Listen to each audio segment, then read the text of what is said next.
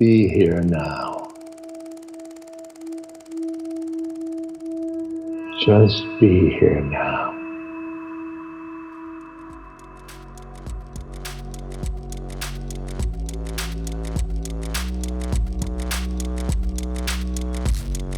Welcome to the Road Home podcast with Ethan Nichtern. Join Ethan as he and his guests explore the Buddhist path as it relates to art, culture, activism, politics, Western psychology, and more. If you'd like to support Ethan's podcast, please visit BeHereNowNetwork.com/Ethan.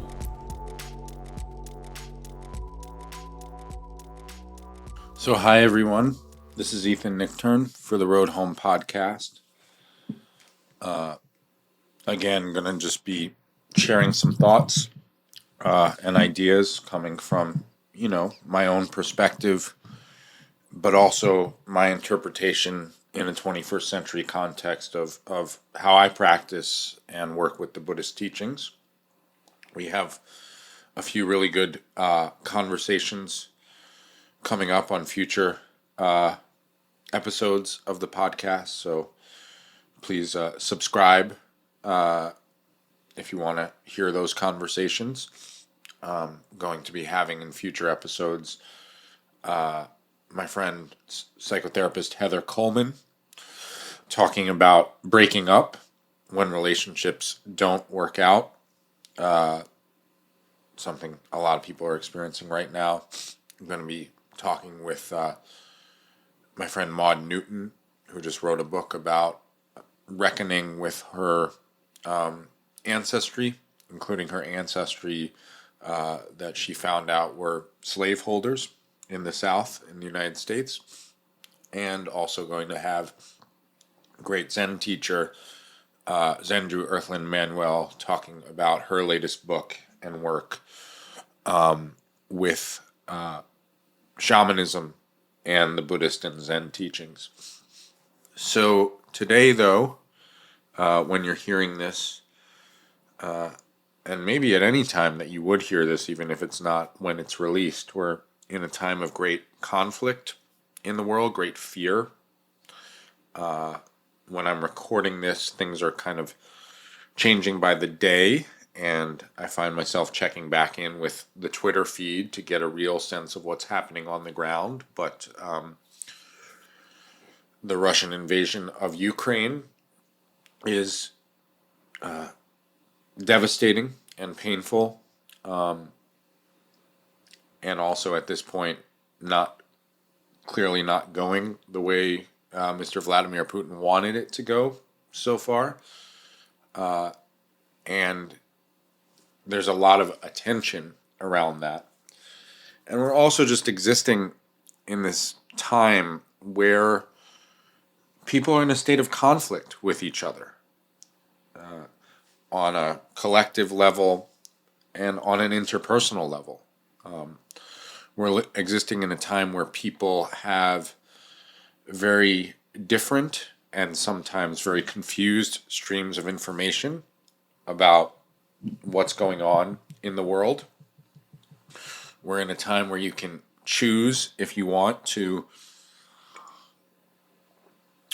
really kind of follow some kind of thoughtful, careful perception of what's going on in the world to the best of your ability, or you can sort of do your own research, and we can all have this bias to different degrees. It's not a symmetry of biases, as I'll talk about, where we sort of perceive what we always wanted to perceive about the world and make choices based on our own sense of our individual fears and biases, and choosing information from that perspective.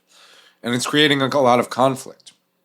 I know in the Trump era, in the COVID era, in this highly politicized era, I'm hearing so many stories from practitioners about being in relationship with friends, being in relationship with family members, being in relationship with partners, where there's just radically different not just views on morality or views on choices, but radically different views on just the facts of reality, the facts of life, so to speak, in the year 2022. I don't know what the year 2122 is going to be like. I desperately hope humans are still here. So the reason this is all important is I think we have to talk as mindful people, as spiritual people, perhaps as Buddhist people or Buddhish people, as I like to say, or people just with an interest in contemplative studies or understanding Buddhist practice and thought and the Buddhist worldview. We have to talk about how to be in conflict and also our conflict avoidance. And I think this is an interesting point because my personal editorial, which what else is a podcast but one's personal editorial on the universe, is that there is often overemphasis in modern Buddhist and mindful and wellness and yogi teachings on avoiding overt conflict, being in a state of neutrality, being in a state of objectivity, being in a state of passivity, being in a state of acceptance no matter what. And I think this sort of confusion really leads to a kind of harmful conflict aversion and a sort of false neutrality. I noticed this in a lot of dialogues about what's going on in the world, that a lot of people perceive that the Buddhist way, whatever that is to say everybody has an opinion, everybody has their side, everybody has a subjective experience, and all subjectivities are equally delusional or samsaric or caught up in a kind of ego fixation.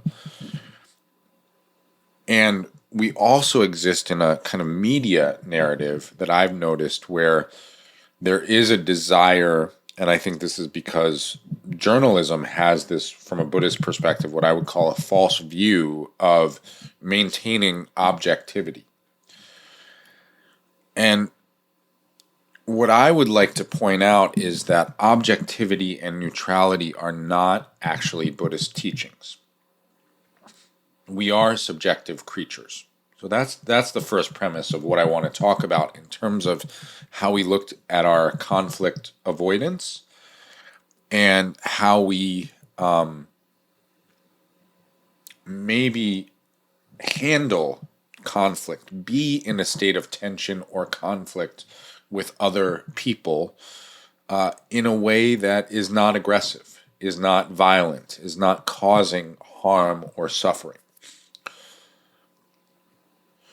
There also seems to be this stream in the wellness, yogi, Buddhist world of sort of idealizing people. I've noticed this following a few of the commentaries that Russell Brand has given recently, and he seems a smart guy.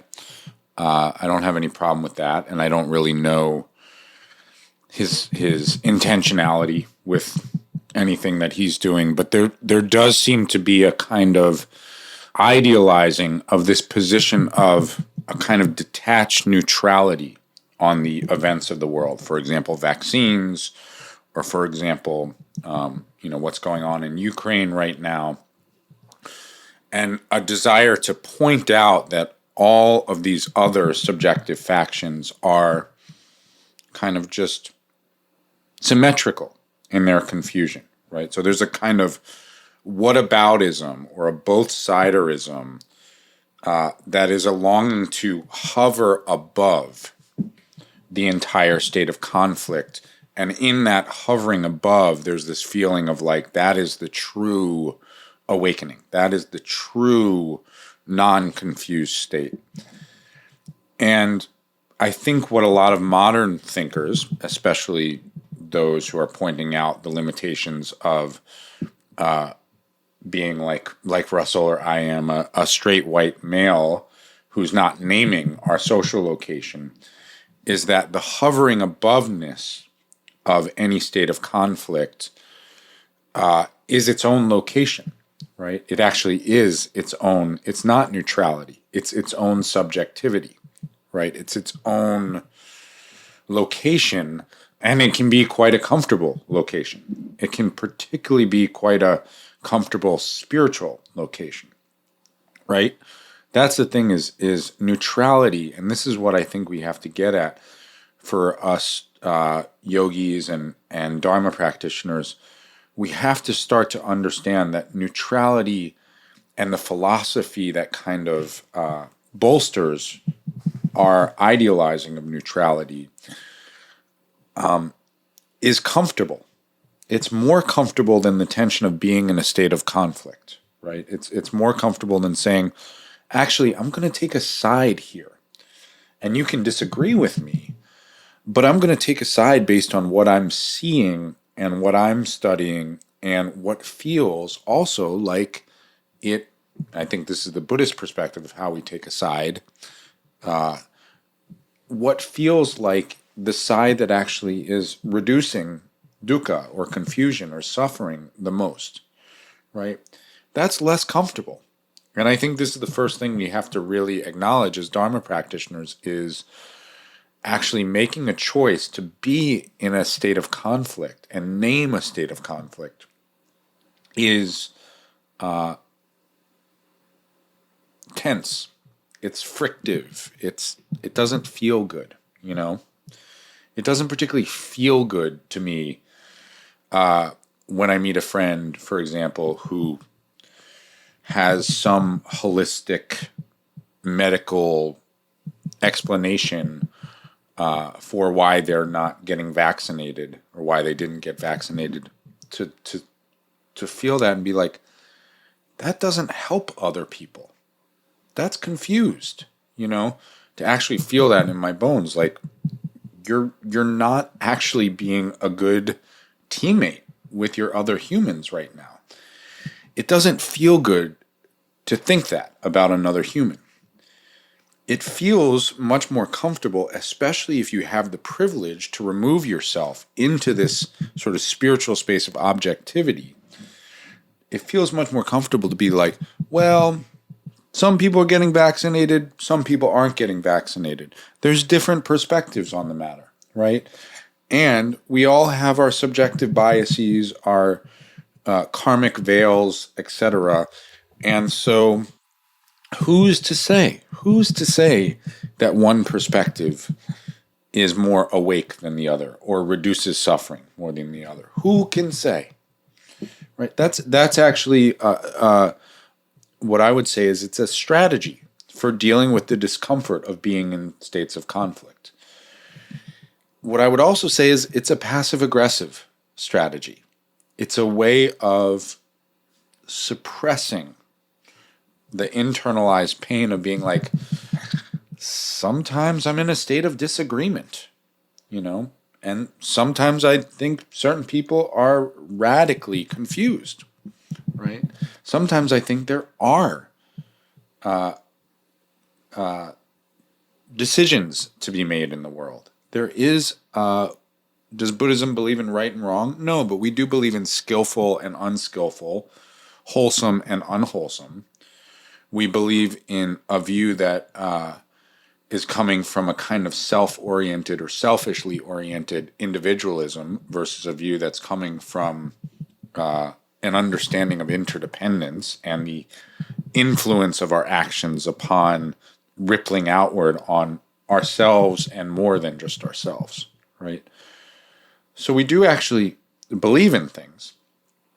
And this is why I've really, made a choice as somebody who practices and teaches Buddhism to not take the approach of making vague general statements about wholesome and unwholesome conduct or choices and letting everybody else figure out in their own life what choices to make from that. I've made a choice to say that feels insufficient as a practitioner and teacher when discussing conduct and ethics and choices. And instead, a better way to do it is to actually be transparent about how I apply my practice and Buddhist principles and mindfulness principles to different issues going on in the world, and invite disagreement, right? Invite debate on that. But if we never say, hey, here's this thing, right? Guess what? Like, we actually don't want Vladimir Putin to be in charge of something. Or guess what? It's weird that all of our attention goes to the invasion of a white European country, but very little goes to the invasion of a Middle Eastern country, sovereign nation, or an African country, etc. That's weird, right? And that's a Buddhist position to say, okay, what is our blind spot there and why? And then if somebody says, well, you missed the facts, or you missed this fact, or you're partially right, then we actually have a conversation and everybody participates in a deepening of the understanding of Buddhist practice. Now, is Buddhist practice just about ethics? Of course not. Of course not. There's a lot of contemplative training in working with our mind in meditation, and you have those resources, to look at. I think people who just follow me on my podcast or just follow me on Twitter or something like that think that I'm just like interested in politics and social issues. I actually meditate every day. I try to work with my mind, the personal space of my being, and I teach those things, right? But this view of actually, let's get in there. Let's talk about current events. Let's talk about the choices we're making, how we're consuming, how we're engaging or disengaging politically. We have to talk about those things. Ethics are a huge part of the Buddhist path. And I do have to say, I love so many of my Buddhist teachers and colleagues. But I think to a certain degree, we, and I'm including myself in this, have really failed when we're afraid until it becomes really necessary, right? We're afraid to talk about specific issues and where we come down on them. And that almost feeds into this space of bolstering other people's conflict aversion when it comes to the Buddhist teachings, right? And if Buddhism is going to operate in democracy, the practice of citizenship in a democracy is to be talking about issues all the time. That's actually what citizens of a democracy have to do. It comes from the earliest understanding of democracy. We're engaging, we're debating, we're saying, I believe this, you believe that, etc. And when you're engaging, you're in a state of conflict. So it would make sense even if somebody's my so-called Dharma student, to say, how do you feel about this? Well, I feel this way. How do you feel about ethics, right? And this could apply to personal ethics, like, do you eat meat or not? What does right speech mean for you, etc.? It could apply to interpersonal ethics, and it can apply to social ethics and political practices, cultural practices. So I really urge people who teach meditation, who teach yoga, who teach wellness, to be a little bit more active about bringing up issues that you care about. And if a student or another teacher is in conflict with you about that, invite that. Be transparent, right? Don't. I really do wish. Sorry, I'm going to get off this particular soapbox in a minute. I really do wish that Buddhist teachers' kind of writing and social media presence was a little less vague on matters of active compassion, a little more directed to the events of the day and what actions they're taking socially and politically. And some people do a great job of this. Some people do a really great job of this. I'm thinking of a wide variety of of teachers do a really great job of it. But overall, there is this space of mindfulness as just this personal, decontextualized from ethics practice, which I think is coming from a fear of conflict, to be honest, right? And this conflict can take all kinds of shapes. What if somebody doesn't buy my book, right? What if somebody unsubscribes from my list? There's a fear, or there's a real genuine fear too of like, what if I turn somebody off from studying these teachings? I mean, I don't think we're going to turn somebody off. This is the other tactic of conflict aversion that I've noticed, is that when somebody who's not conflict averse names a state of tension, right, just says, here's a thing that's happening in the world, here's what I believe about it, and just shares without attacking anyone their views, one of the tactics of the falsely neutral is to say that that person is politicizing something. In other words, if I'm talking about, let's say, what I believe about the relationship between Vladimir Putin and the American Republican Party and how that matters from a Buddhist perspective, right? There might be a Republican Buddhist. There are Republican Buddhists. And they might say, oh, you're politicizing this, right? Just because I'm talking, I mean, it's very obvious that there's an incredibly strong relationship between Vladimir Putin and Donald Trump's Republican Party in the United States. It's actually demonstrably Russia's strongest ally in the world. So I'm just naming that, and somebody says, you're politicizing it, right? In other words, there's a tactic of the conflict averse, a tactic of the parts of ourselves that's comfortable to say the person who names the tension is the one who created the tension. And that also applies, it's really interesting how that applies in our personal situations and also applies in our interpersonal conflict that's not particularly political or social, at least not overtly so, right? You named this tension, right? We all have this experience probably when we're brave enough to come out of a state of our conflict aversion, let's say at a family dinner, Thanksgiving, or something like that. You name a tension in the family, and the family says, why are you creating tension? Can't we just get along, right? Can't we just get along? But you didn't, the person who names the situation didn't create it. So I just really want to, those of us who are a little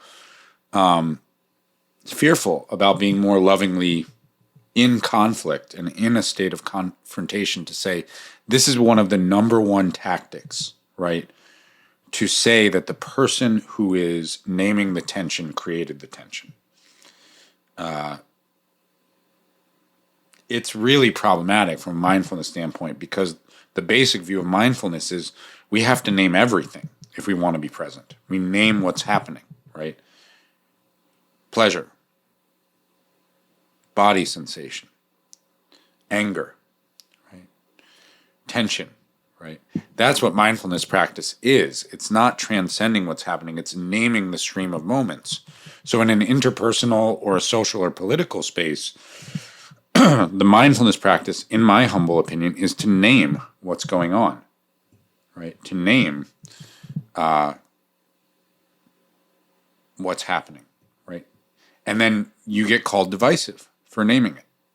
And that is a number one tactic of the conflict averse, to remain comfortable.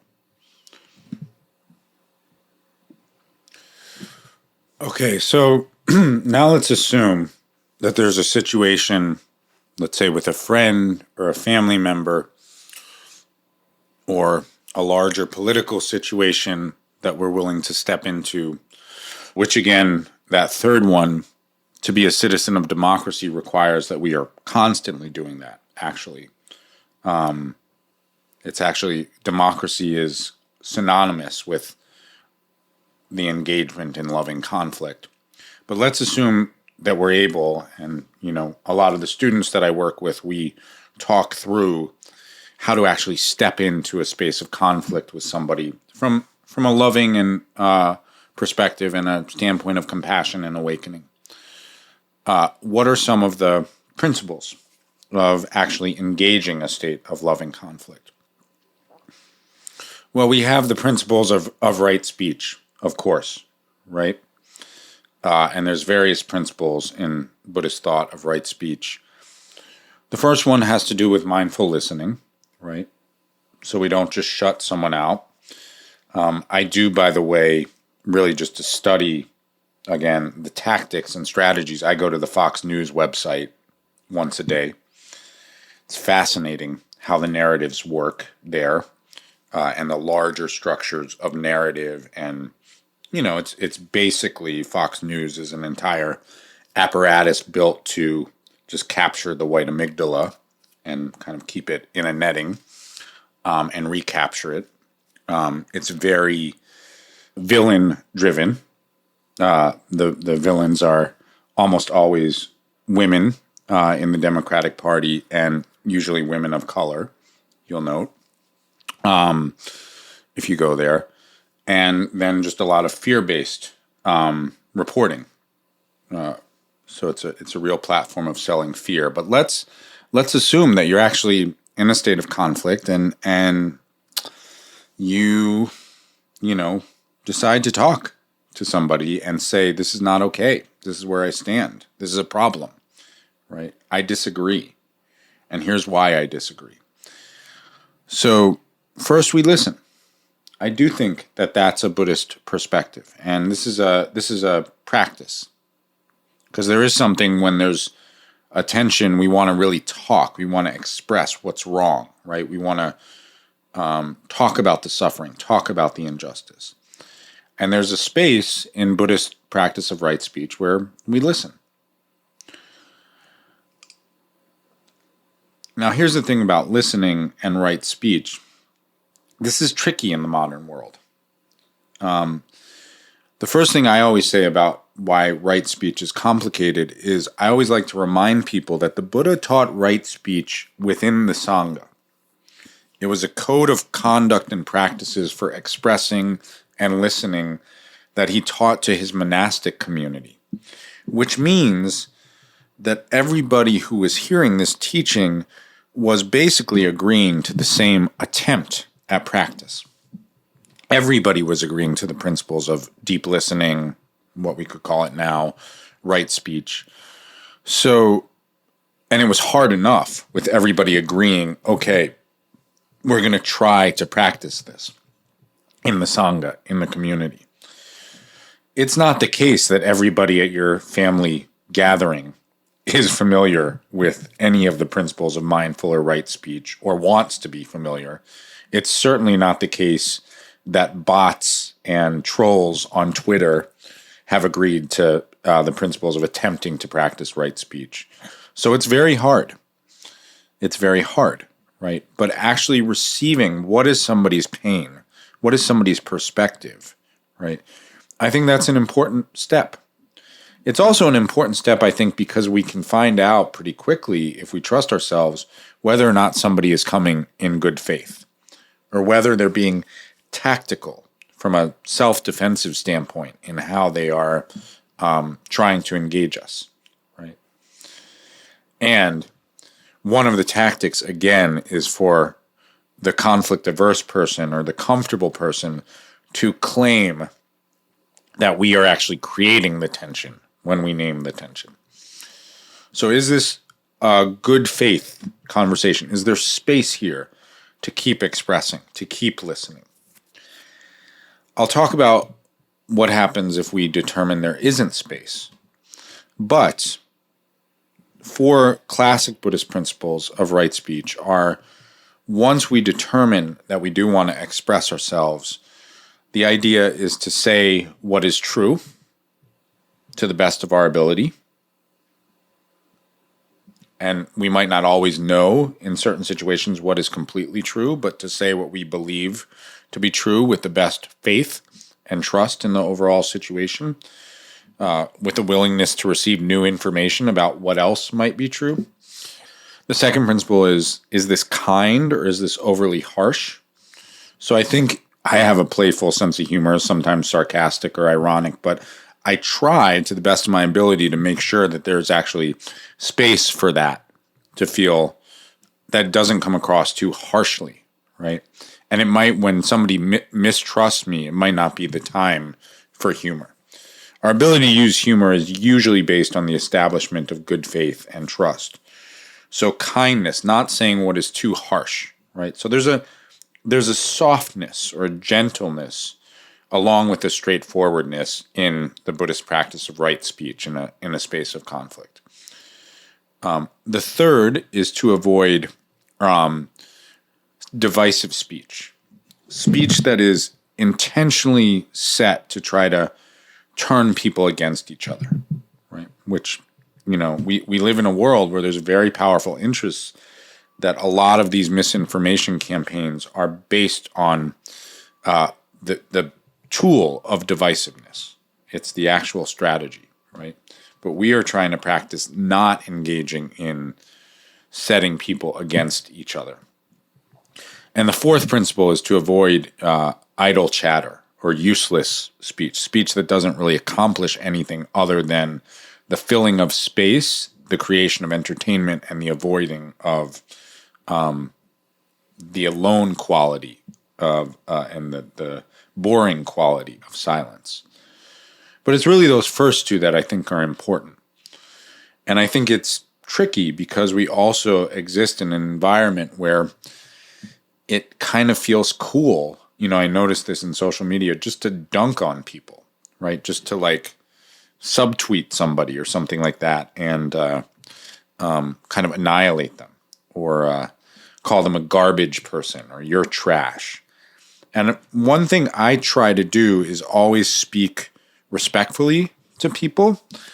And even if I think they're being very tactical in their confusion and manipulative. And I always try to speak to the action or the view rather than defining the person, right? So I'd rather say that's a confused argument rather than you're an idiot. I try to completely stay away from you're an idiot. It's just so unhelpful, I think it's really unhelpful in for those of us who are engaged politically to call conservative people stupid. They're not stupid. They're not stupid at all. First of all, they keep holding on to power as a minority of most of the countries they operate in. So that's pretty smart. I don't think it's, wholesome or helpful, but people who disagree with me are usually quite smart, and I have to actually respect and acknowledge that. And try to actually engage in a way that actually acknowledges their basic goodness, no matter how strong the state of conflict is. So this is the last point I want to kind of make. What happens if we come to the conclusion that the state of conflict is so big that we can't deal with the person? We can't be in active relationship with them. And I think this is interesting. I've talked to a bunch of friends and students recently about feeling torn apart, from people they care about because of just disagreements that felt like they were causing too much harm or that there was no step forward for. No way to proceed in an active relationship.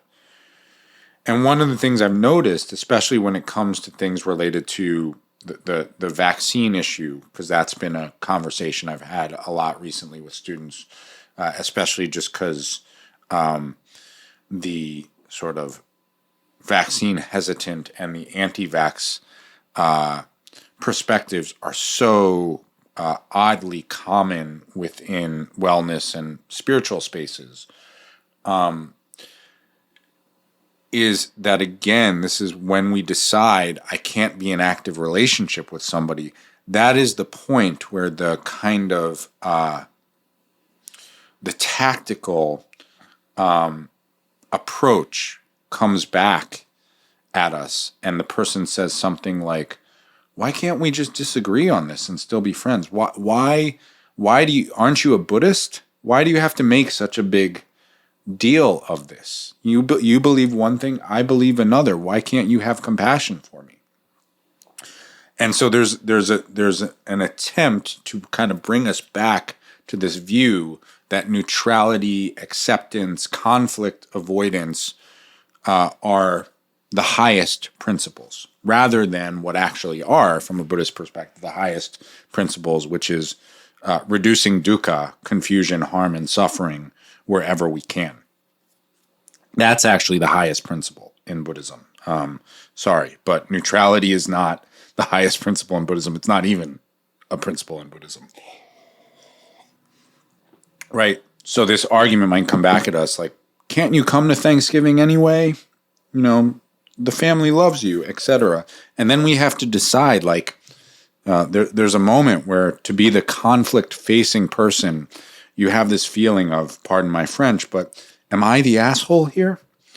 And I get a fair amount of feedback on social media and sometimes in my personal life when there's been conflict. It's like with friends or, you know, in relationships, etc., or just people I work with. It's like, I thought you were a Buddhist. Like, why do you have to say no to me? I thought you were a Buddhist. And that's tactical. You know, it's an actual wrong speech because the person's attacking us as a certain kind of person who's just supposed to put up with everything. But this creates a lot of pain. This creates tremendous pain when we come to the conclusion, I don't think I can go home for Thanksgiving, or I don't think I'm going to be friends with this person for a while. Their confusion or their manipulative behaviors or what they believe about the world, whatever level it's happening on, it's just too much. It just doesn't feel right in my being to participate. And this is where I think our greatest activism actually happens, is really choosing what we are participating in and what we're not participating in. And when you look at real non-violent movements, they all have a basis of shifting participation mindfully. I'm not going to participate in this anymore. I'm going to participate in that. And sometimes we have to choose for the time being to not participate in relationships. We do. It sucks. Because at the same time, I sit down on my cushion and I say compassion for all beings. You know what? And I want to tell you folks something. I don't have a hard time when I sit down. I don't do it often because there's people who deserve my attention more. But you ask me to do loving kindness or compassion meditation for Donald Trump, it's not that hard. You know? It's not that hard. I see him as a little boy, a confused little boy, just trying to get his aggressive and narcissistic father's attention. I see him in future lifetimes, maybe having redeemable qualities. Maybe in some future lifetime, he's a decent being with, 16 legs on another planet. And he becomes a great peace activist on that planet. I can see that pretty simply and clearly. But to say this isn't going to happen anytime soon, it's the same as when we decide that a relationship has to break up, right? This isn't going to happen. This is too painful. This is too confused. This is not helping me generate wholesome qualities. This is not helping me help the world. It sucks because we do want to accept everybody and we do want to generate compassion. That's why people come to a path like Buddhism. It's like, oh, there's another way to be in the world. We actually don't have to be so self-centered and self-involved. We can still take care of ourselves. We can still appreciate ourselves greatly. But I can actually care about a much larger interdependent situation. But the pain of that, the pain of the conflict facing, the pain of the discomfort of existing in a state of tension with sentient beings we actually care about, is sometimes you say, this is not the time for an active relationship. This is not the time for an active relationship. I'm not going to be friends with that person this life. We're not going to make further progress understanding each other in this political dialogue. And that's okay. That's okay. We have to tend to the heartbreak of that. So what I would suggest is if you decide, you know what, I can't be in active relationship with this person, one, that you prepare yourself for some sort of energetic backlash where they say, well, you're not being compassionate. I thought you were this kind of person. I thought you were practicing these things. And you prepare yourself for a kind of egoic response where some version of accepting everybody is placed above truth and the reduction of suffering. And you're somebody's angry at you for actually saying this tension is insurmountable right now.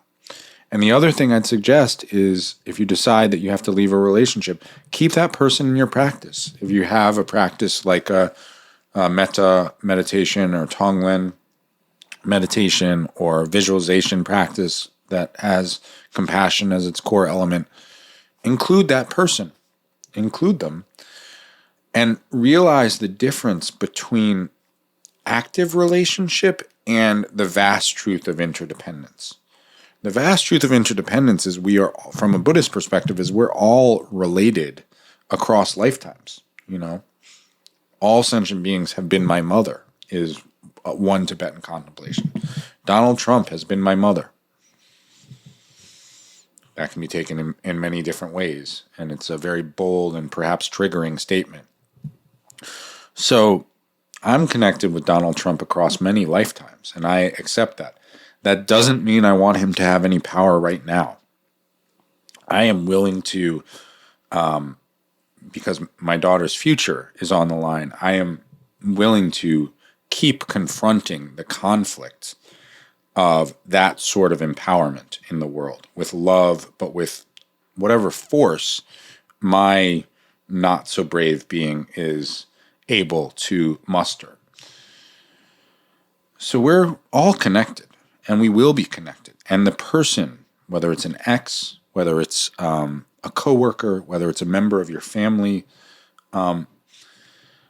you're in vast connection with them. And often space opens up sooner than we think to address the conflict. Things shift. Sometimes it's a few months. Sometimes it's a few years. Sometimes it's a few lifetimes. But there will be a future phase of active relationship. That's really what I believe. And at that point, confronting the conflict will have been more useful to the reduction of suffering than avoiding the conflict.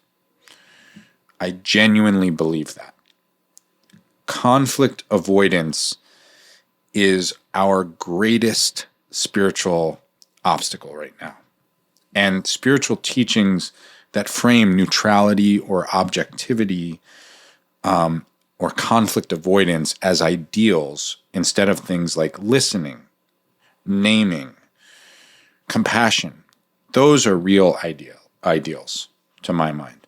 Conflict avoidance is confusion. Conflict avoidance is samsara. And it takes a lot of bravery, and sometimes we do just want to say, not today. Right? So you can make that choice. Just this is not going to be the family holiday where I cause a ruckus. That's okay. But at a certain point, we have to confront things. Right? And I think this is what's happening politically right now. We have to confront this. We have to confront white supremacy, patriarchy, corporate greed. Right? We have to confront all of these systems before it's too late for our society, before our entire society becomes an autocracy, before the planet dies. We don't have a choice, right? This is like the second to last family Thanksgiving, in a sense. And so eventually we have to confront. So if you feel like today's not the day I confront my difficult relationship, that's fine. But please, if you make that choice, set an intention or make an aspiration to lovingly try to confront it at some point in the near future. because otherwise the karmic patterns of avoidance replicate themselves. The system prevails, and this false sense of neutrality just goes on and creates further suffering.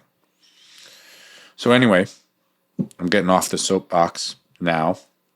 I'm looking forward to getting back into some conversations with great guests. Again, going forward, mixing up these solo episodes, mini Dharma talks / Ethan on his soapbox to anybody who has nothing better to do than listen. But looking forward to some great conversations with some really smart and interesting mindfulness practitioners, and really grateful to be here now. Again, if you do know what I want to, what I think about Buddhism overall, please do check out The Road Home. It's the best book I've written. Although if you're Princess Bride fans, you can check out The Dharma of the Princess Bride too, or if you're just postmodern pop culture fans. EthanNichtern.com is how you find me. You can get on the email list there, or you can unsubscribe. That's okay. I'm not afraid of being in conflict with you, and we all make our choices about what to participate in and what not to participate in. But really hoping you engage to make the world a more just and compassionate place in whatever way is meaningful to you. So for the Road Home podcast, this is Ethan Nichtern. See you next time.